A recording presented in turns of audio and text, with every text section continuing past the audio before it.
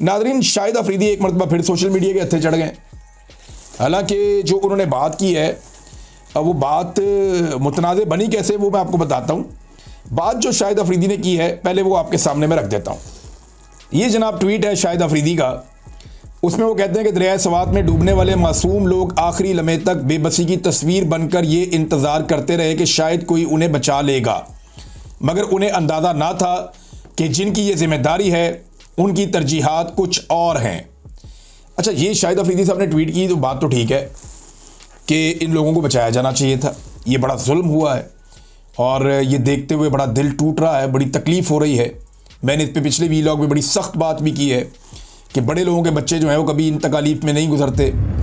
अगर वो अपने बच्चों को रख कर सोचें तो उन्हें पता चले कि एक ख़ानदान जब डूबता है तो कितनी तकलीफ़ होती है।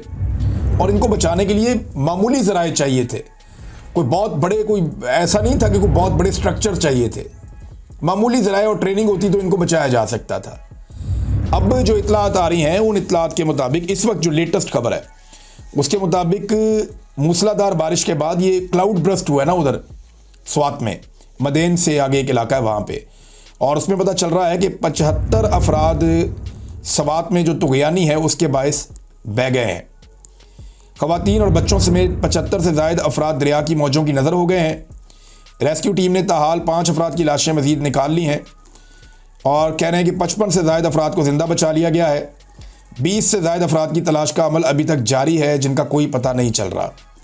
एक ही ख़ानदान के 9 अफराद समेत 17 अफराद दरिया में गिर गए थे, जिनमें से 4 की लाशें निकाली गई, 3 को ज़िंदा बचा लिया गया, दीगर नहीं मिले। उनके बारे में ये जो है वो शक है कि शायद वो लोग जाँ बहक हो गए हैं, इस हादसे की नज़र हो गए हैं। अब शाहिद अफरीदी साहब ने जनाब ये ट्वीट किया तो लोगों ने उनको आड़े हाथों ले लिया, क्योंकि शाहिद अफरीदी साहब ने सेलेक्टिव एक इंसिडेंट के ऊपर ये ट्वीट किया। वाक़यात पाकिस्तान में होते रहते हैं, लेकिन वो तनकीद उन्होंने, क्योंकि लोगों को लगता है कि शायद पीटीआई की गवर्नमेंट पे तनकीद करना चाह रहे थे, इसलिए किया। लोगों ने उन्हें याद दिलाया कि जनाब आपने इससे पहले भी सैलाब आया, इस तरह के वाक़यात हुए, आपने तनकीद नहीं की। फिर दीगर कई वाक़यात निकाल कर लोग गिनवा रहे हैं कि आप उस वक्त नहीं बोले। फिर जुल्म पे, जबर पे, फस्तायत पे, डी चौक में गोलियां चली, वहाँ पे लोगों को शहीद कर दिया गया, उसके ऊपर आप नहीं बोले। तो लोग बहुत ज़्यादा तनकीद कर रहे हैं शाहिद अफरीदी पे। जो बात की है ना शाहिद अफरीदी ने वो गलत नहीं है, बात ये दुरुस्त है। हमारी तरजीहात में पाकिस्तान की आवाम है ही नहीं, लेकिन दूसरी जानिब शाहिद अफरीदी स्पेसिफिक एक तरफ मारते हैं। वो ये देखते हैं कि एस्टेब्लिशमेंट के खिलाफ कौन चल रहा है, जो एस्टेब्लिशमेंट के खिलाफ है उस पर चढ़ाई कर देते हैं। शहबाज शरीफ से जितना मर्जी बड़ा ब्लंडर हो जाए, मरीम नवाज जो मर्जी कर ले, वहाँ पे जो है वो शाहिद अफरीदी साहब नहीं बोलेंगे, और वो नहीं बोलते। इसी बात का जो उनके फॉलोअर्स हैं या पाकिस्तान के अंदर जो फैंस हैं या आम पाकिस्तानी हैं वो उनके ऊपर फिर तनकीद करते हैं और उनको आड़े हाथों ले लेते हैं। एक और नादरीन, एक बड़ा तौहीन अमेज़ मंजर है जो मैंने देखा, ये भी बड़ा तकलीफ दे है। एक तो सानिया हुआ और उसके ऊपर एक सानिया और हो गया। स्वात इंतज़ामिया ने, ये मोहम्मद फ़हीम साहब ने ये खबर दी कि स्वात इंतज़ामिया ने सैलाब में जाँ बहक होने वालों के लिए जो ताबूत भिजवाए वो टीएमए के कचरा उठाने वाली गाड़ी के अंदर भिजवाए। ये गाड़ी आप देख लें, ये हालात आप चेक करें, कितनी तकलीफ दे बात है। ये कचरा उठाने वाली गाड़ी है और इसके अंदर ताबूत भिजवा रही है स्वात की इंतज़ामिया कि जनाब इनके अंदर जो शोहदा हैं उनको लाया जाए। अब ये सिविलियंस की इज़्ज़त है इस मुल्क के अंदर, ये इंतहाई अफसोसनाक बात है। ये जो लोग जाँ बहक हो गए हैं, इनकी ताबूत तो किसी सही गाड़ी के अंदर भेज देते। बेशुमार गाड़ियाँ वहाँ मौजूद हैं, तो कचरा उठाने वाली गाड़ी के अंदर अगर इनके ताबूत आप भेजेंगे तो ये अच्छा जेस्चर नहीं है। इसके ऊपर इंक्वायरी होनी चाहिए और माफ़ी मांगनी चाहिए। और जो स्वात में इंतज़ामिया इसके लिए रिस्पॉन्सिबल है, चाहे वो NDMA है, चाहे वो PDMA है, चाहे वो वहाँ का DC है, इन लोगों को मुस्ताफ़ी होना चाहिए। जो लोग ज़िम्मेदार हैं उन्हें मुस्ताफ़ी होना चाहिए। और आप देख लीजिएगा, ये वाक़े के बाद कोई भी इस्तीफ़ा नहीं देगा, बल्कि कोशिश करेंगे कि जान बच जाए, एक दूसरे के ऊपर डालेंगे और किसी एक आधे को ट्रांसफ़र कर दिया जाएगा, एक जगह से हटा के दूसरी जगह लगा दिया जाएगा, अगर ज़्यादा से ज़्यादा इंक्वायरी हुई तो भी। वरना इस तरह के वाक़यात के ऊपर कोई इंक्वायरी भी नहीं करता पाकिस्तान के अंदर। ये समझते हैं रूटीन है, कीड़े मकोड़े हैं, ये मरते रहते हैं, खैर है इनकी।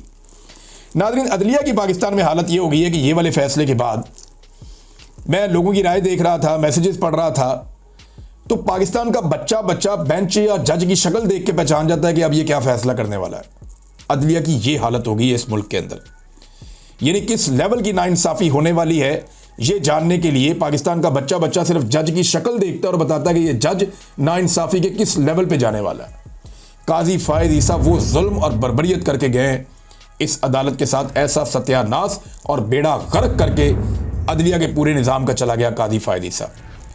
और तारीख के अंदर स्याह नाम के साथ याद रखा जाएगा, स्याह धब्बे के तौर पे याद रखा जाएगा काजी फायद ईसा को, क्योंकि उन्होंने 13 जनवरी वाला फैसला और उसके बाद मुतनाज़ तरीन जो उनके फैसले थे, उनकी वजह से पाकिस्तान कई दहाइयाँ पीछे चला गया। सारी डेमोक्रेसी तबाह हो गई, कोई रूल ऑफ लॉ नहीं है, कोई फ्रीडम ऑफ स्पीच नहीं है।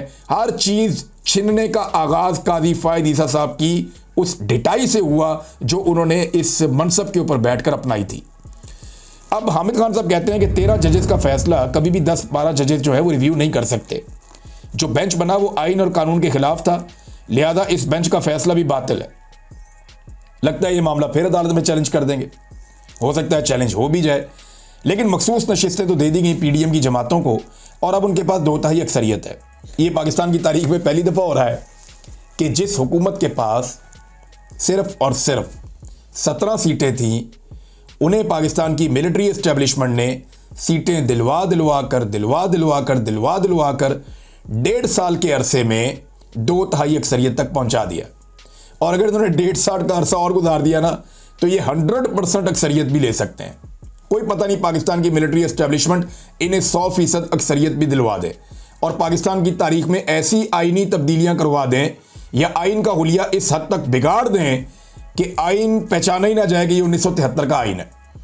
अभी कुछ लोग ऐसी बातें कर रहे हैं कि शायद आइन का हुलिया मजीद बिगाड़ के मिलिट्री एस्टेब्लिशमेंट अपने बड़ों के लिए नए रास्ते निकालने जाएगी और उनके लिए ज्यादा ताकत हासिल करने की कोशिश करेगी।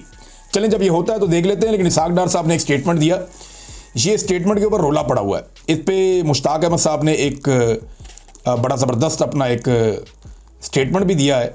लेकिन पहले आप ये देख लें कि इसहाक डार साहब ने कहा क्या। इसहाक डार साहब के हवाले से एक स्क्रीनशॉट उन्होंने शेयर किया जिसमें वो कहते हैं कि हम उस वक्त तक इसराइल को मानने के लिए तैयार नहीं हैं जब तक फ़लस्तीन का 2 कौमी हल नहीं माना जाता। इसहाक डार, अच्छा, अब ये 2 कौमी हल जो है इसको लोग मुतनाज़ करार देते हैं। यानी 2 तरह की सोच है फ़लस्तीन और इसराइल के मामले को लेकर।